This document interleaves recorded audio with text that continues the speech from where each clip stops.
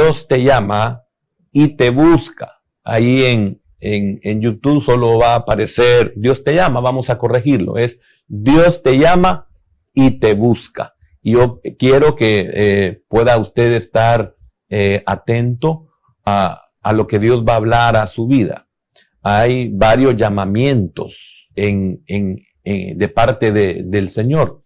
El primero de todos es para salvación, porque este es el que se necesita tener de base para otro o cualquier otro llamamiento que Dios tenga para su vida. Tiene que ser primeramente el llamado para la salvación. Y esto vamos a ver, por lo menos vamos a ver 3 partes de las Escrituras, 3 citas bíblicas. Vamos a ir primeramente al libro del Génesis, capítulo número 3, que este es el origen de todo.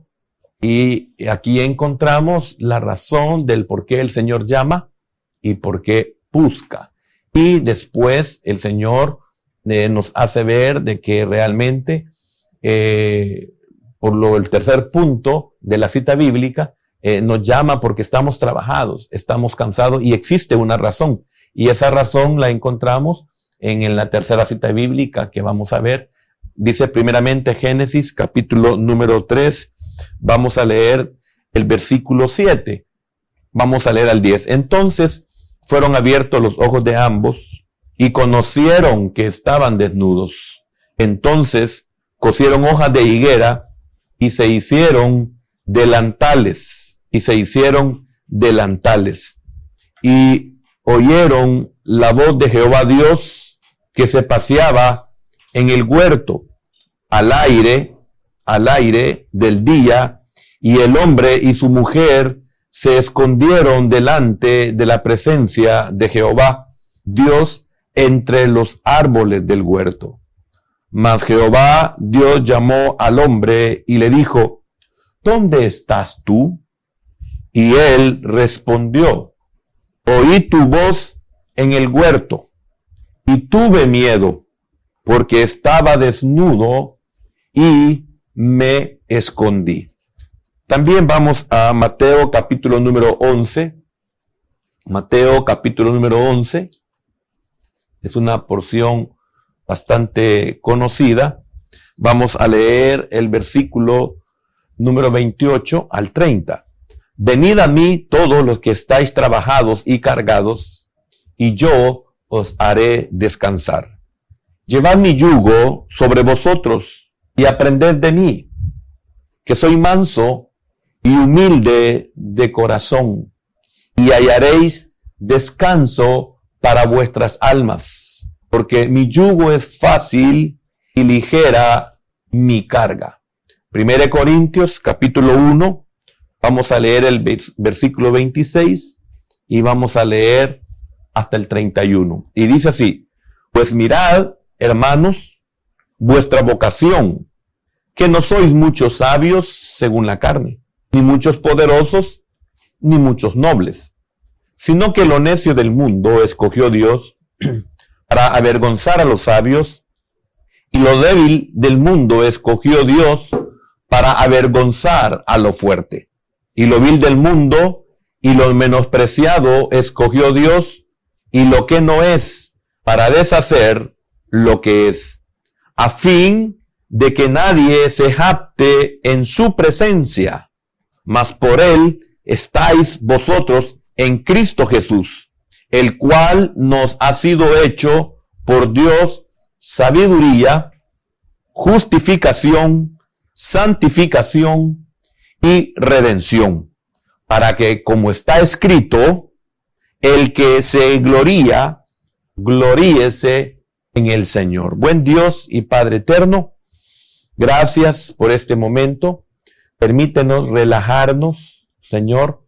Queremos con libertad, con paciencia, con libertad, Señor, poder compartir tu palabra. Aquellos que han estado batallando, Señor, con sus aparatos electrónicos, Señor, que hoy puedan ellos reposar, descansar, porque tú quieres hablar a nuestra vida. Toma el control de mi vida, de mis emociones. Bendito Dios, sé propicio, por favor, extiende esa gracia, esa bondad, esa misericordia, especialmente en aquellos hermanos que como familias no hemos nombrado en todo este tiempo. No es que no hemos querido. Hemos estado orando por los que están en necesidad y gracias porque ellos, aunque no los hemos mencionado, se han unido a la necesidad de tu pueblo y están esperando en ti, en tu alabanza y en tu palabra. Es lo único que les interesa. Y yo sé, Padre, que los has sostenido a través de tu palabra, a través de tu alabanza y a través de la protección que has tenido sobre cada uno de ellos. Señor, te bendecimos por los que luchan y trabajan para que podamos llegar hasta el hogar, hasta el corazón de tu pueblo. En el nombre de Jesús, añádele bendición a tu palabra. Amén, Señor, y amén. Hermanos, el tema, le repito, Dios te llama y te busca. Dios le llama y le busca. Con todo respeto a mis hermanos que son adultos mayores. Ahora, vemos que Dios llama a las personas. ¿En qué momento? Ahora, ¿por qué busca Dios? ¿Por qué llama y busca? Esta es una buena pregunta que la humanidad debería de hacerse, pero no puede. Nosotros en Cristo hoy lo sabemos, pero cuando no estábamos en Cristo no lo sabíamos. ¿Por qué? Sencillamente porque nos encontrábamos en un estado de muerte espiritual. A eso se le llama muerto en delitos y pecados. Nosotros estábamos muertos en delitos y pecados. Por lo tanto, ignoramos todo lo que, por ejemplo, vamos a tratar de no solo entender en esta mañana, sino de comprender. Y Dios llama a las personas. Bueno, lo hizo desde Adán. Ahora vemos que Dios llama a las personas y el ejemplo que vimos primeramente era el ejemplo en Adán. Llamó y buscó a Adán después de la caída.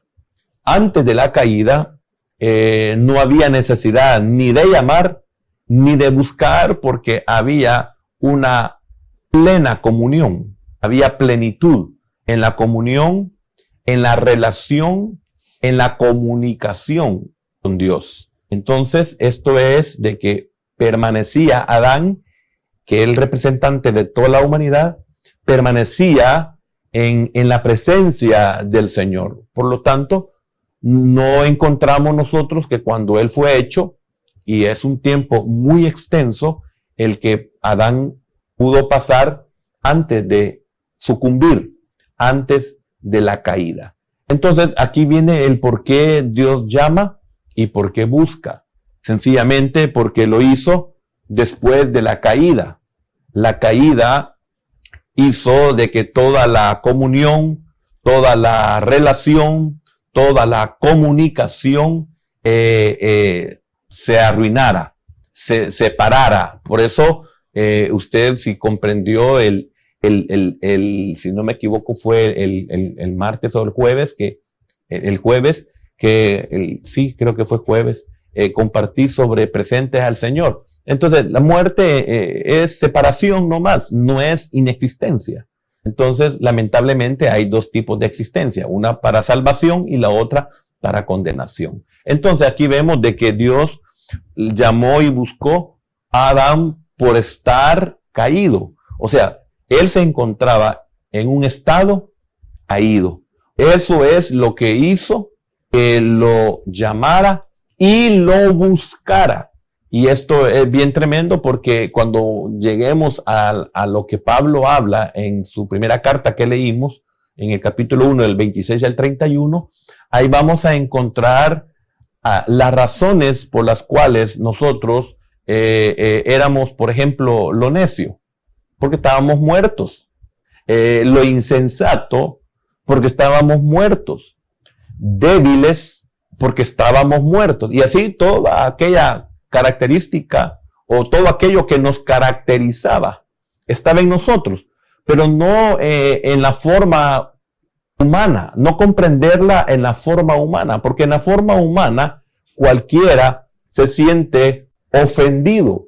Pero no es así. Por eso hoy quiero explicar para que vea de que no se trata de ofender a que éramos insensatos. No se trata de ofender a que éramos lo menospreciado. No se trata de ofender a que éramos débiles, sino el estado en que nos encontrábamos antes de estar en Cristo es lo que nos caracterizaba de estar en esa condición. Por eso Dios sale al auxilio. Primero llama y busca. No solo llama y busca. Y yo espero que usted pueda comprender qué amor el del Señor, porque podría haber sido solo llamar y el que oiga, bueno, pero en el caso de Dios, en su infinito amor, no solo nos llamó, sino que nos llamó y nos buscó. Es por eso que encontramos que en varias ocasiones de las Escrituras encontramos que había buscado lo que se había perdido. Por eso se habla de la oveja perdida, por eso se habla de la moneda perdida, por eso se habla del hijo de Abraham que estaba perdido, etc. Entonces, qué maravilloso es saber que Dios, no solo a los que estamos hoy en Cristo, no solo nos llamó, sino que también nos buscó. Oiga, no solo nos llamó, sino que también nos buscó. Y esto realmente es bien importante. Vemos también de que esa es la razón. Esa es la razón por la cual Dios llama y busca. Vemos que Dios llama a las personas a la salvación. Y esto realmente, el hombre cuando no ha sido salvo, no comprende esto, y es por eso que hoy usted va a entender de que cuando una persona llega a Cristo, y la pregunta es, bueno, ¿cómo es que puede llegar a Cristo si está muerto espiritualmente? Es porque el Espíritu Santo ha comenzado a hacer una obra en su alma, en su interior.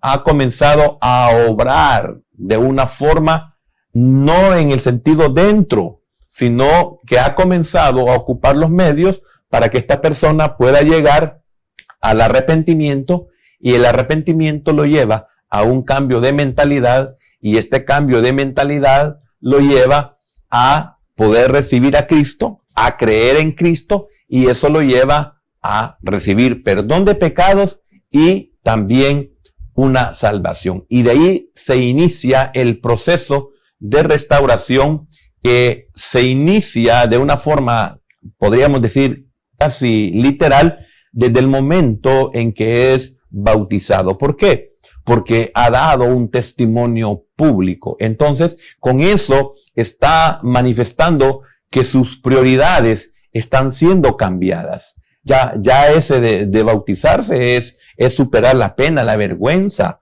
Ya no nos importa a nadie, ni estamos pensando en nadie, sino que solamente es la gratitud la que nos ha embargado todo el corazón. Entonces venimos nosotros y damos testimonio público porque nuestra naturaleza ya fue cambiada. Esa fue una operación del Espíritu Santo. Yo sé, detrás de esto hay familias, hay amigos, hay hermanos en Cristo que están orando por aquellos que no han sido convertidos. Pero Dios llama a las personas a la salvación. En Mateo 11 encontramos que dijo, venid a mí todos los que estáis trabajados y cansados, y yo os haré descansar. Llevad mi yugo, porque mi yugo es más fácil, ligera mi carga, etc. Ahora, el sentido ahí es de que cuando invita a su yugo, es exactamente como cuando Él nos invita a través de la salvación. Él se va a encargar de hacerlo todo. ¿Por qué? Porque nosotros no tenemos la capacidad. Primeramente, no tenemos la capacidad para aceptar al Señor. Si el Espíritu Santo no obra en nosotros en una forma misteriosa, porque no lo sabemos, porque el Señor le dijo a Nicodemo, usted que ha estado recibiendo la enseñanza, la obra del Espíritu Santo, le dice el Señor a Nicodemo, es como el viento, que no sabes ni de dónde viene ni para dónde va, pero ve sus efectos.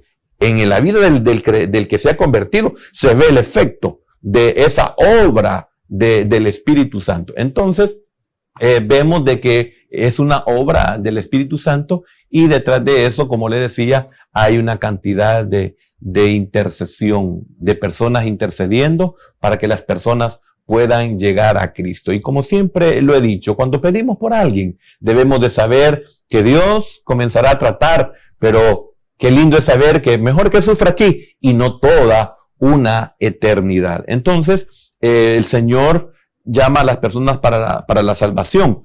Ahora, cuando mencionaba el caso de Pablo, cuando dice en el versículo número 26, y lo voy a repetir, dice Pablo, pues mirad, hermanos, vuestra vocación, que no sois muchos sabios según la carne, ni muchos poderosos, ni muchos nobles. Yo voy a explicar esto, porque así literalmente se entiende como que tú eras una persona analfabeta, tú eras un pobre desgraciado, etc. No es eso, no es así, sino que podamos nosotros comprender de que todo esto que Pablo dice, realmente en nosotros era una verdad.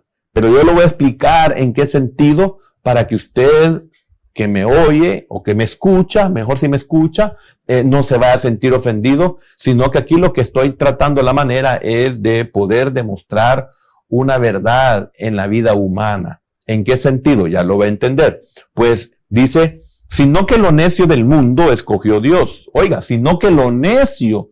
Ahora, qué tremendo. Todos sabemos lo que es la necedad. Todos somos testigos de cómo las personas son necias y los demás ven en nosotros cómo somos de necios. Entonces, qué tremendo es de que éramos necios en cuanto a poder llegar a la salvación. Dice, sino que lo necio del mundo escogió Dios para avergonzar a los sabios y lo débil del mundo escogió Dios para avergonzar a lo fuerte. Y lo vil del mundo y lo menospreciado escogió Dios y lo que no es, imagínense qué lindo, y lo que no es que sin Cristo no somos nada. Sin Cristo estábamos únicamente condenados a una eternidad. Sin Cristo solo había oscuridad, solo había muerte. Éramos llaga podrida, etcétera. Y nuestra mejor obra de justicia era como un trapo y es todavía como un trapo de inmundicia delante de nuestro Dios. ¿Por qué? Porque si no es una obra que su origen es el Espíritu Santo, por muy buena obra que usted y yo podamos hacer, es delante de Dios como trapos de inmundicia. Ahora, realmente cuando encontramos que Dios llama a las personas a la salvación, no es porque sean tontas. Yo quiero decirle eso. No es porque sean tontas. No está hablando de que Él llama a los tontos. No, ya lo va a comprender un poquito más adelante. No porque no sean inteligentes, porque lo estamos viendo en el caso de Adán, que Adán obró en una forma caída y cualquiera hubiera hecho y sigue haciendo lo que Adán hizo. Entonces, ¿por qué? Porque no es tonto. ¿Por qué? Porque es inteligente. ¿Por qué? Porque es prudente, pero es una prudencia humana. Entonces, todo eso lo encontramos nosotros de que todo lo que intentó, todo lo que trató Adán, eso no sirve para la salvación. Entonces tiene que quedar bien claro que por muy inteligente, por muy prudente, o podríamos decir por muy sabio en cuanto a lo humano, que fuera Adán, y sí lo demostró que era inteligente, sí demostró que era listo, demostró que era astuto en el buen sentido, pero todo eso no le sirvió para la salvación. Adán fue, todo eso que le dije, fue listo al darse cuenta de su estado y al darse cuenta de su desnudez. Se dio cuenta de su vulnerabilidad. O sea, se dio cuenta que él se encontraba vulnerable. Entonces, el humano caído, por muy inteligente, por muy astuto, por muy sabio, por muy hábil, por muy inteligente que sea, no le sirve para la salvación. Entonces, es necedad querer lograr la salvación por medios humanos, peor o igual, por medios religiosos, cuando estos ni siquiera tienen un fundamento bíblico y especialmente un fundamento de Dios. Entonces, toda esa sabiduría, toda esa inteligencia no sirve. Entonces, claro, Dios le llama a todo eso que escogió a lo más débil porque éramos débiles. Porque fíjese que vemos que Adán se hizo delantales. Mire qué tremendo. Adán, cuando oyó el llamado de Dios y se percató que Dios comenzó a buscarlo, él se escondió tras los árboles. Entonces ocupó a los árboles para esconderse, porque lo que él fabricó, lo que él ingenió para poder cubrir su desnudez, el simple hecho de oír la voz de Dios no le sirvió. Toda esa inteligencia, toda esa astucia, toda esa habilidad en convertirse el primer sastre de la humanidad, no le sirvió para nada. Y él se dio cuenta cuando oyó el llamado de Dios, y empeoró cuando se dio cuenta que Dios lo buscaba. Comenzó a sentir el acercamiento de la presencia de Dios. Entonces sus delantales no fueron suficientes. Entonces él buscó algo más. Mire qué tremendo, hermano. Algo que él hizo y algo que ya está hecho. En el caso de los árboles, no le fue suficiente. Entonces él va y se esconde tras los árboles. Y como en otras enseñanzas hemos dado, ahí se inicia la religión, buscando un medio que nos oculte de Dios, del cual, por nuestra insensatez, por nuestra necedad, por nuestra debilidad, no llegamos a comprender que todo eso es inútil. Ahora está comprendiendo a qué se refiere el apóstol Pablo cuando dice que escogió lo más insensato, escogió a lo más débil, escogió a todo lo que usted acaba de leer conmigo. Se da cuenta que es una verdad. En lo humano somos inteligentes, somos astutos, somos listos, somos hábiles, pero todo eso es necedad. ¿Por qué? Porque no resuelve nada. ¿Se ha fijado cómo nosotros, antes de conocer al Señor y aún estando en el Señor, queremos nosotros solucionar de una manera humana lo que no es solucionable? Ahí también entramos como en nuestro estado antes de la salvación. Tercos, necios, insensatos. Entonces el hombre muerto, todo lo que él pueda tratar de hacer es insensatez. Él no lo sabe. Él cree que es inteligente. Él cree que resuelve. Él cree que tiene los recursos. Él tiene visión y puede ver que otros recursos cuenta. Estoy hablando del hombre sin Dios. Y Adán vio las hojas de higuera, se fabricó un delantal, una vestimenta que no le servía de nada, y después vio que necesitaba algo más que delantales.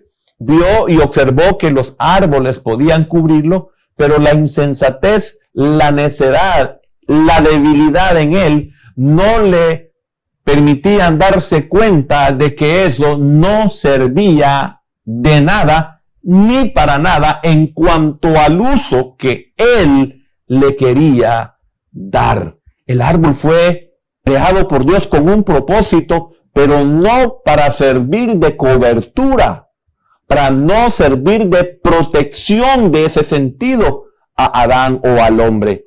Pero viene el hombre y quiere sustituir el propósito de las cosas a su conveniencia, pero tratando la manera de ocultarse de Dios. ¿Y por qué se oculta? También él es necio, él es terco y es débil al no darse cuenta que se esconde de Dios porque se encuentra en un estado caído, que se encuentra en un estado que le dice la Escritura, muerto en delitos y en pecados. Entonces, es necio porque no quiere aceptar, porque no quiere reconocer. Entonces, aquellos de que ya están destinados para ser salvos, Dios tiene que ocupar otros medios para poder tratar con ellos y que estos lleguen también al arrepentimiento o a que el Espíritu Santo les sea permitido que obre en ellos. Viene un arrepentimiento, viene el cambio de mentalidad en ese arrepentimiento,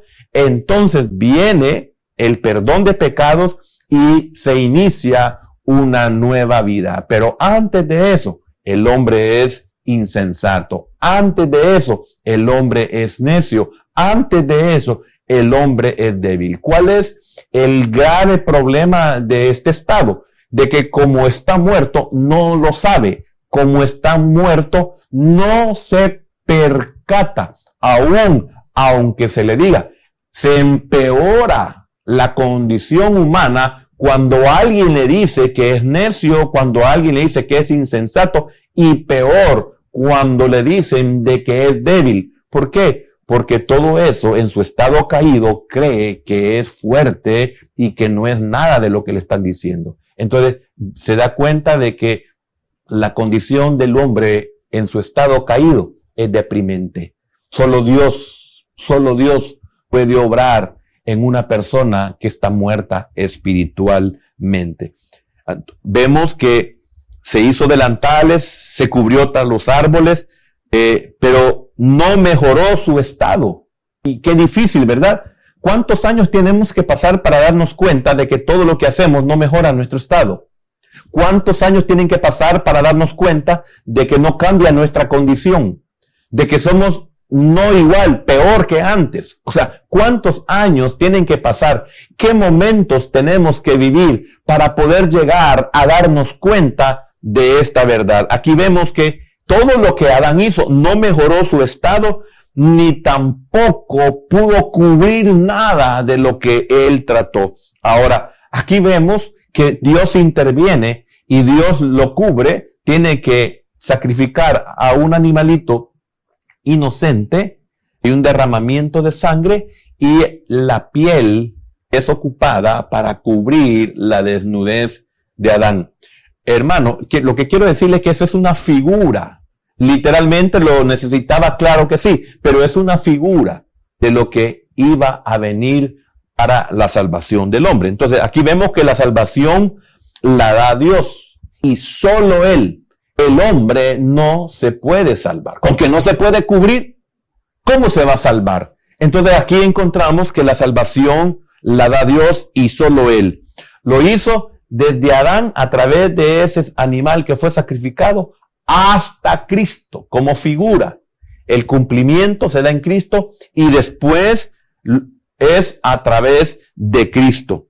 Ahora, eso nos muestra que el hombre jamás ha podido salvarse, jamás ha podido salvarse, y se debe a que la salvación pertenece únicamente a nuestro Dios. Ahora, después de salvar al hombre, encuentro yo que el apóstol Pablo, en su carta a los Romanos, en el capítulo número 1 y versículo número 1, dice así: Pablo, siervo de Jesucristo, llamado, él ya había tenido el primer llamado, camino a Damasco, pero hoy viene otro llamado y dice: Pablo, siervo de Jesucristo, llamado a ser apóstol, apartado para el evangelio de Dios. Entonces, después de de ese llamado a la salvación, viene el llamado para que el hombre le pueda servir. Entonces, esto es bien importante. No se puede servir al Señor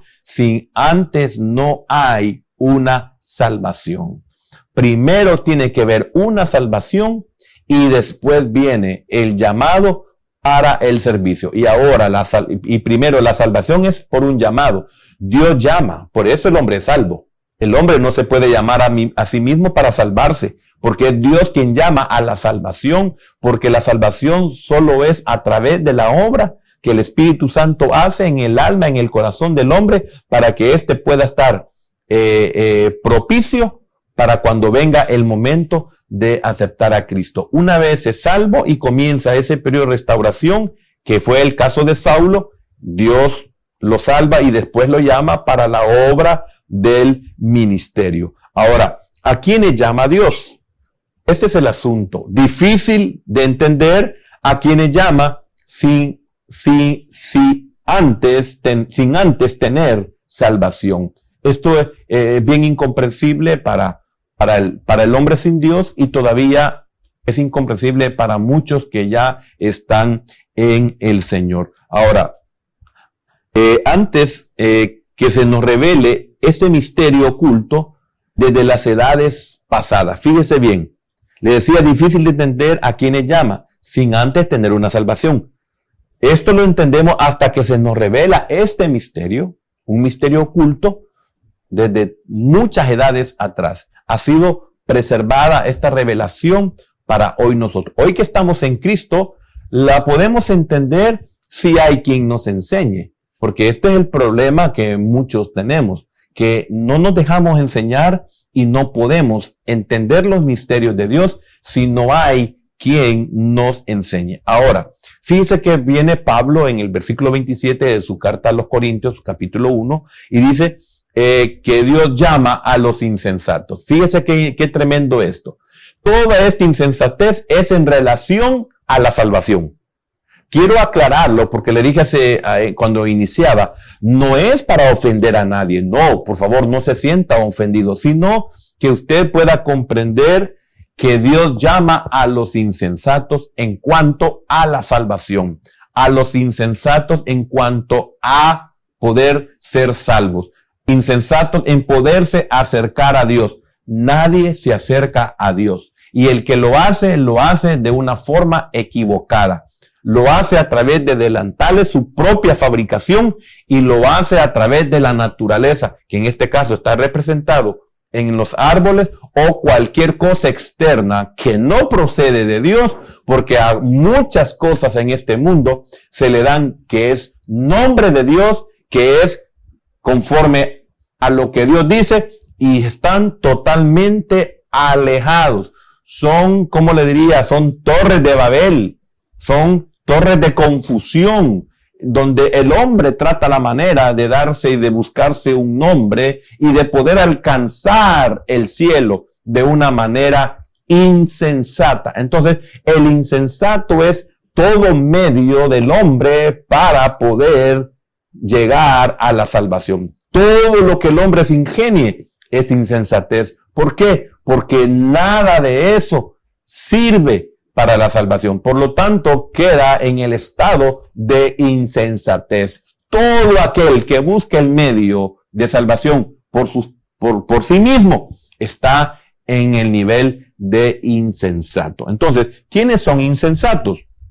El que no tiene sensatez, que no tiene buen juicio, el que no tiene prudencia y el que no tiene madurez en sus actos. Entonces, ¿qué es juicio? Juicio es la facultad de entendimiento, y de una manera humana, en el estado muerto, de esa manera humana, no podemos nosotros en ningún momento tener entendimiento. No tenemos entendimiento porque es un misterio que tiene que ser revelado al hombre para que lo pueda entender. De lo contrario, no tiene el hombre en su estado caído un juicio, que es la virtud que el hombre tiene para poder distinguir el bien del mal. El hombre sin Dios, el hombre sin salvación, no tiene la capacidad para poder distinguir del bien y del mal. Mire, es que es increíble. Ahora, los que estamos en Cristo, ¿cuántas prácticas religiosas hacíamos porque nos dijeron y nosotros estuvimos sumergidos toda una vida o muchas décadas en un estilo de vida religioso que nosotros nunca pudimos distinguir el bien y el mal en eso? Sencillamente nos metieron a las tinieblas porque nosotros estábamos en tiniebla. No pudimos distinguir, no pudimos discurrir, por ejemplo, de adorar un pedazo de árbol, de palo, no pudimos distinguir en un pedazo de piedra, no pudimos discurrir que era absurdo en un pedazo de yeso, aunque sea plata, oro o de piedras preciosas. No pudimos. Qué tremendo, no pudimos distinguir. ¿Por qué? Porque éramos insensatos en cuanto a la verdad de Dios y en cuanto a la salvación. ¿Ve por qué no estoy ofendiendo a nadie? Es que, óigame, todo hombre que quiera alcanzar la salvación por medios humanos, por medios terrenales, es insensato. Para eso es insensato. Él puede ser una persona inteligentísima, él puede llegar hasta la luna, etcétera. Pero para la salvación, todo lo que él quiera ocupar es insensatez, porque no hay otro medio en el cual podamos ser salvos. Entonces, solo es a través del Señor. Entonces, no podemos distinguir de lo verdadero y de lo falso. No pudimos distinguir. Ahora imagínense cuántas cosas creímos y hoy nos venimos a dar cuenta de que a potestades adorábamos. Huestes nos dirigían, nos guiaban, eran nuestros guías. Era espiritismo. ¿Y cómo íbamos a distinguir si éramos insensatos? Para eso éramos insensatos. Por eso yo digo que tremendo.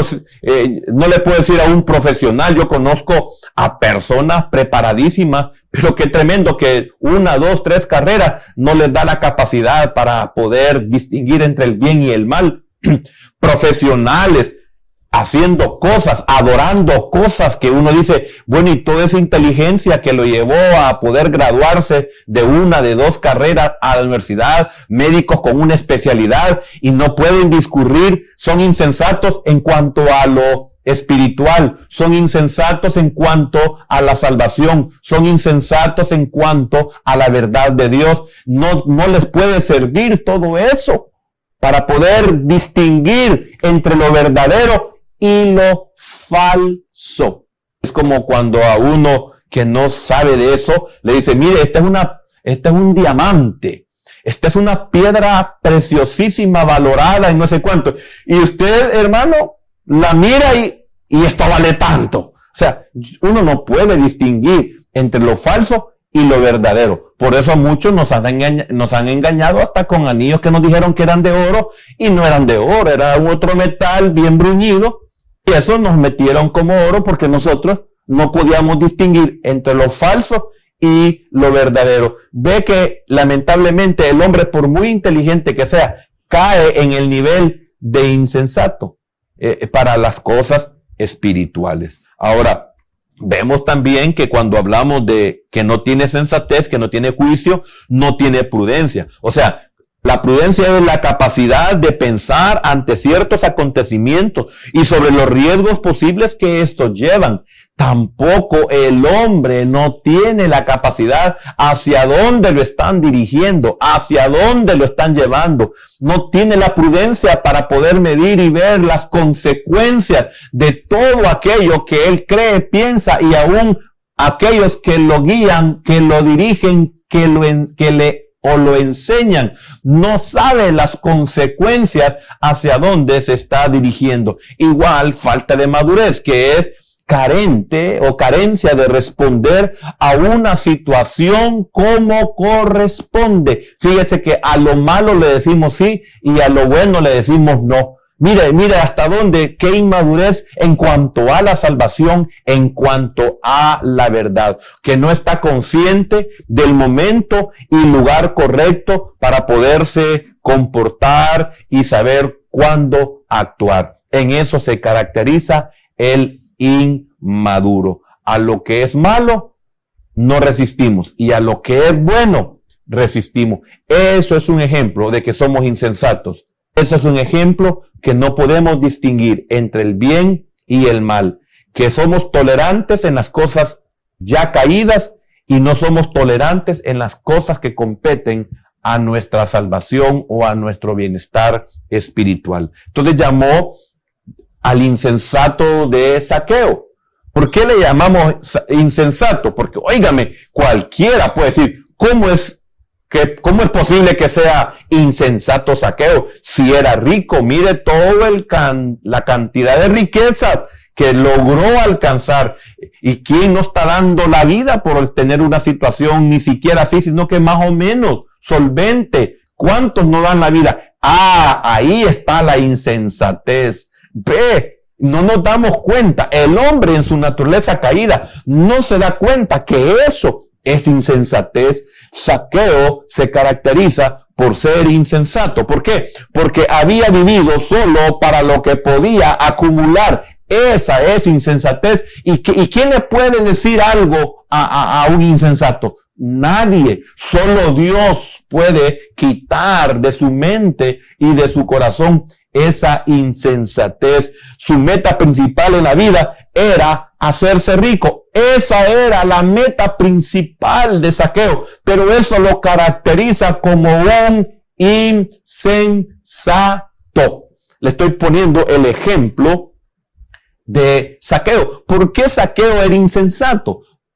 El humano dice, no, hay que aplaudirle a un hombre importante, un hombre rico, un hombre que tiene para darle la mitad a los pobres y quedarse rico, y de devolverle 4 veces al que le ha robado y no deja de ser rico. Oiga, pero lamentablemente vemos que fue insensato porque abusó de otros para beneficiarse él. Ese es insensato, porque todo lo que el hombre siembra, eso cosecha. Entonces él abusó de otros para beneficiarse él. Todo eso es en contra de la palabra de nuestro Dios. Entonces, aquí vemos a Zaqueo, hijo de Abraham, que era muy insensato, muy inteligente, pero, oiga, muy inteligente, pues pensó subirse a un árbol para ver a Jesús. Ve cómo era inteligente. Vemos a un Adán que él se cubrió tras el árbol, pero vemos a este que se subió al árbol. Oiga, qué tremendo. Que era inteligente, claro que era inteligente. ¿Y qué significa esto? Que él era un hombre insensato para la verdad y para Dios y para los hombres de Dios. Pero él era un hombre inteligente, era un hombre listo, era un hombre que resolvía, siempre resolvía. ¿Resolvió con las riquezas? Claro que sí. ¿Resolvió para ver a Jesús? Claro que resolvió. Él se subió al árbol. Pero nada de eso era suficiente para poder alcanzar la salvación. Era un hijo de Abraham, pero era insensato. Todo lo que él hacía no le servía para nada. ¿Por qué? Pues usted sabe la historia. Primeramente, le pidió el Señor que descendiera para ser salvo. Fíjese qué tremendo. Tus medios, tus métodos, tu inteligencia, tu prudencia, ¿qué le puede llamar? Tu habilidad no te sirven para nada, Zaqueo. Entonces tiene que decirle que descienda. Tienes que dejar, tienes que abandonar, tienes que darle la espalda a todo eso que tú le llamas inteligencia, prudencia, etcétera, etcétera, etcétera, y todo eso que tú crees que es necesario para ser feliz, y tienes que descender de todo eso. Entonces oyó una voz con poder para que obedeciera, y esto lo convierte por primera vez en sensato. Al oír la voz, una voz poderosa, una voz que lo llevó a obedecer. Esa voz por primera vez lo volvió en sí. Por primera vez lo volvió sensato. Por primera vez obedeció. Pues al oír la voz, al oír su nombre, le dijo el Señor: Zaqueo, desciende. Ahora, por primera vez fue sensato. ¿Por qué? Porque él se da cuenta al llegar a casa, cuando él tiene la luz de Cristo, cuando él tiene la comunión de Dios a través de Cristo, él viene y sin que el Señor le tuviera que decir o pedir, le dijo: Señor, a quien he defraudado, se lo devuelvo cuadruplicado. Lo que tengo, la mitad de mi riqueza, lo voy a repartir entre los pobres. Por primera vez se volvió sensato. ¿Y cuál fue la respuesta del Señor? Zaqueo, la salvación hoy ha venido a tu casa. Por primera vez eres sensato. Significa que Zaqueo, antes de todo esto, era insensato. Ahora, al igual que Zaqueo, era corto de estatura y todos nos quedamos cortos sin Cristo en todo lo que hacemos. Quizás sin darse cuenta, se había empequeñecido más al subirse a ese árbol. Ahora, hay otro tipo de insensatez y vemos que Dios llama al insensato de Jonás. Aquí estamos viendo ya a alguien convertido. Aquí estamos viendo a alguien que era un profeta del Señor. Y qué tremendo, hermano, porque como no somos perfectos, debemos de reconocer que en nosotros, a pesar de que estamos en Cristo, puede existir. Le digo puede por ser por misericordia, pero existe una insensatez todavía, o mucha insensatez en nosotros. Aquí vemos que Dios llama al insensato Jonás. ¿Por qué? Solo el insensato piensa, solo el insensato cree, como Adán en el huerto, que puede huir de Dios. Solo el insensato puede creer que puede huir de Dios. Ahora, ¿por qué? Trataba de huir del llamado de Dios. Y esto era imposible. Solo el insensato puede pensar, creer que puede huir de Dios. ¿Por qué? Porque Dios todo lo llena. Diga, todo lo llena. Es que, qué tremendo. Ahí estaba Dios cuando descendía a Jope. Ahí estaba Dios cuando estaba en Jope. Ahí estaba Dios cuando compraba su boleto. Ahí estaba Dios cuando lo llamaron para que subiera al barco. Ahí estaba Dios cuando subió al barco. Ahí estaba Dios cuando el barco zarpó. Ahí estaba Dios cuando comenzaron los vientos. Ahí estaba Dios cuando comenzó la tormenta. Ahí estaba Dios cuando comenzaron las grandes olas. Ahí estaba Dios cuando lo juzgaron. Ahí estaba Dios cuando lo echaron al mar. Dios estaba en el mar. Dios estaba en el pez. Dios estaba en el Seol. Entonces, ¿no cree usted que siendo un profeta que sabía esto, hiciera semejante cosa? ¿Verdad que es insensatez querer huir del llamado? Oiga, aquí estoy hablando del llamado de Dios. Entonces, ¿cuántos andan huyendo o cuántos andamos huyendo del llamado de Dios? Todo lo sabe, todo lo ve, todo lo oye. David dijo algo bien tremendo en el Salmo 139. Salmo 139, vemos como David dice algo bien tremendo. Salmo 139, vamos a ver el versículo 7, el versículo número 7, y dice así, 139, versículo 7 al 10, vamos a leer. Dice, ¿a dónde me iré de tu espíritu? Oiga, hermano, quiero decirle algo. David no estaba queriendo huir de Dios. Estamos viendo el caso de David, que es exactamente el sentir de Pedro. ¿A quién iremos? Es exactamente. Aquí no es que David estaba queriendo huir de Dios. No, él cuando quería huir de las circunstancias que lo agobiaban. Cuando él anheló que quien le diera alas, pero era un decir. Esto es, si yo pudiera escapar, si yo pudiera, cuando dice, ¿quién me diera alas? Para poder, alas de paloma, para poder escapar, etcétera, para salir lo más pronto de la situación en que me encuentro. Pero no de huir de la presencia de Dios. Por eso quiero que lo comprenda, por eso lo he explicado, porque es exactamente como Pedro. ¿A quién iremos, Señor? Si solo tú tienes palabras de vida eterna. Yo quiero que piense usted hoy, ¿qué fuera de nosotros en este tiempo? ¿Qué fuera de nosotros si no estuviéramos en el Señor? ¿No se ha puesto a pensar cómo estaríamos? Quizás estaríamos con vida, pero ¿qué vida? Solo pongas a pensar sin esperanza. Solo pongas a pensar de que esto es un acontecimiento que va a destruir a toda la humanidad. Nosotros no, sabemos que no puede ser así porque tenemos conocimiento, porque Dios está con nosotros. Lo tenemos como poderoso gigante, lo tenemos como nuestro médico, lo tenemos como nuestra medicina, lo tenemos como nuestro recurso, lo tenemos como nuestro guerrero, lo tenemos como nuestro protector, lo tenemos como nuestra fortaleza, lo tenemos para el agua que necesitamos en el tiempo de sed, y no hablo del H2O, hablo del agua espiritual, de la necesidad espiritual. ¿A quién iremos? ¿Qué sería de nosotros? Qué bendición que no podemos huir del Señor. Qué bendición que Él está en todo tiempo, en todo lugar. Él lo sabe todo, Él lo oye todo, Él lo sabe todo. Él discierne los pensamientos del corazón, sus intenciones de los pensamientos. Hermano, qué tremendo. Así es como debió haber pensado Jonás, pero Jonás cayó en el grado de insensato. Hermano, qué tremendo. Igual como el caso de Zaqueo, para aquellos que dan su vida a la profesión, que le dan su vida a la empresa, que le dan su vida al dinero, a la prosperidad. Son insensatos.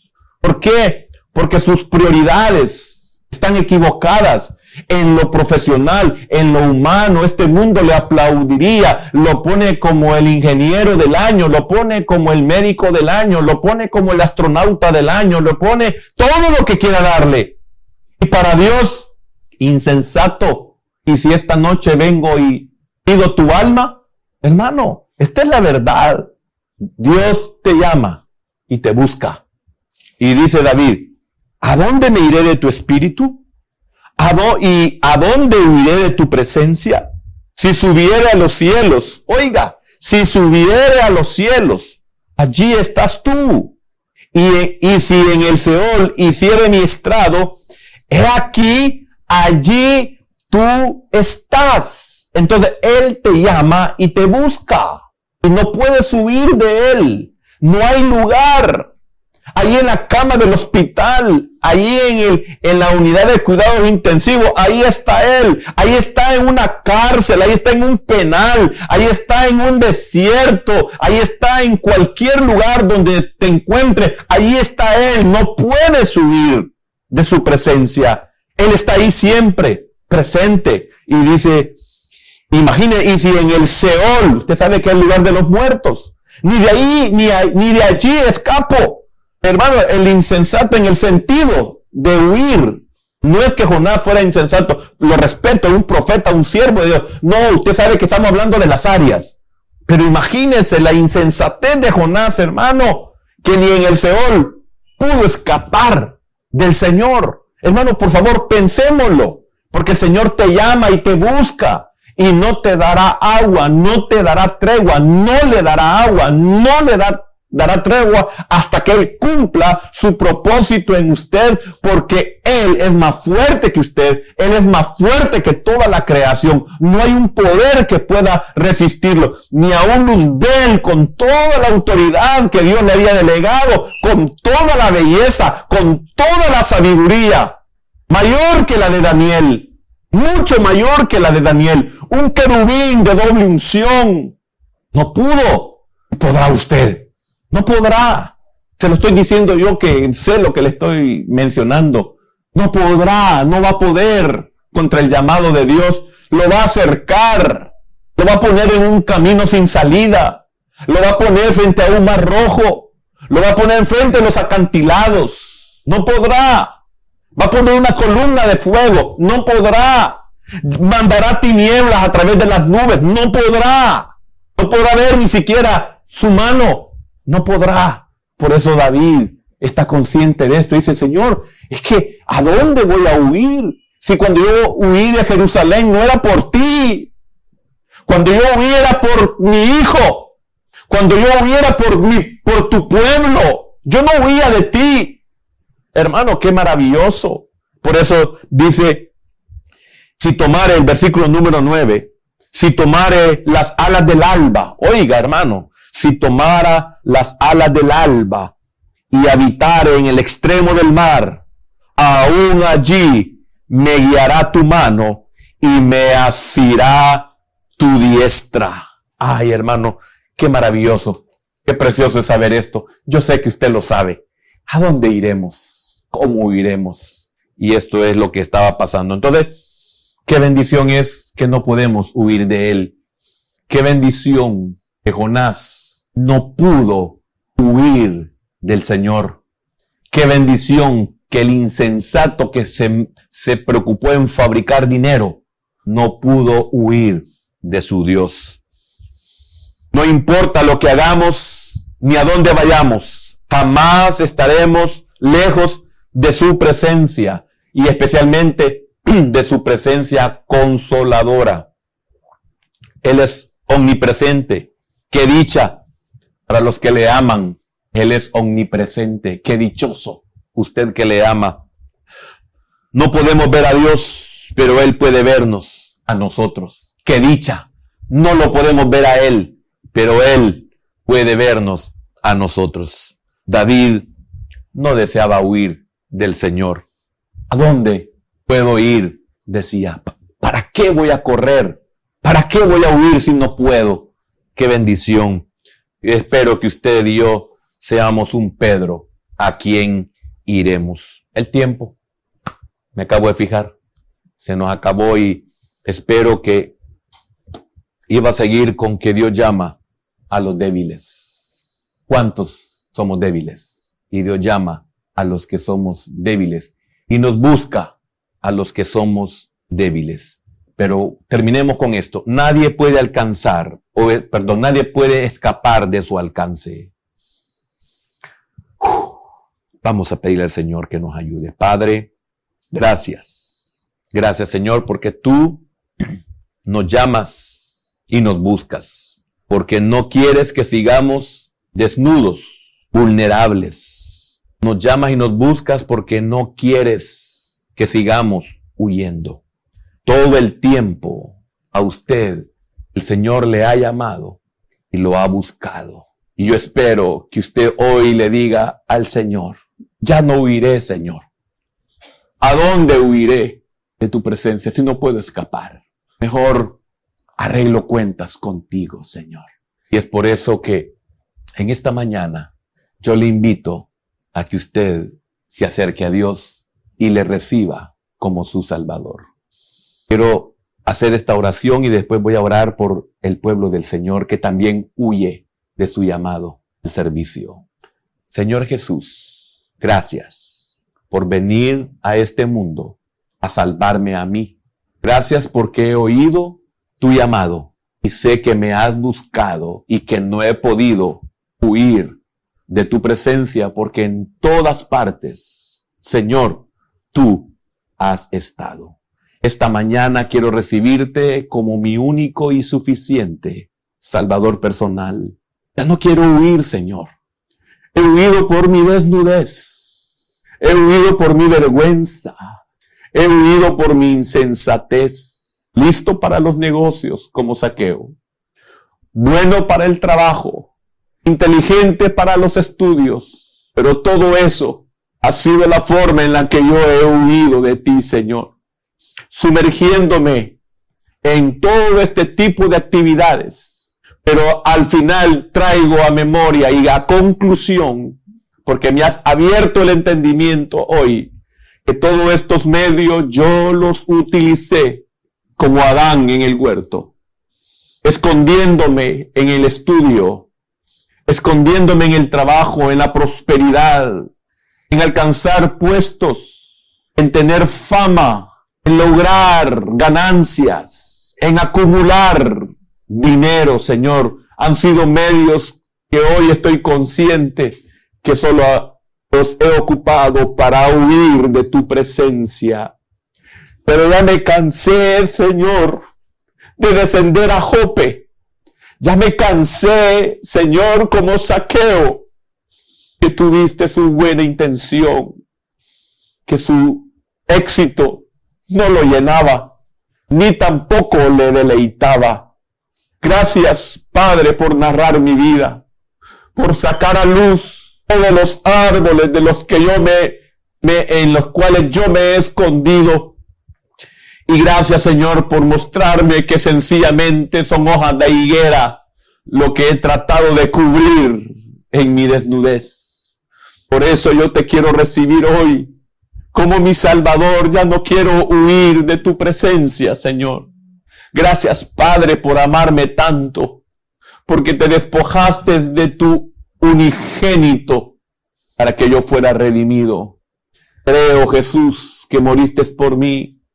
Creo, Jesús, que fuiste sepultado, pero también creo que resucitaste al tercer día y que hoy estás sentado a la diestra del Padre y estás también en estos momentos sentándote en el trono de mi corazón, Señor, para que seas Señor y Salvador.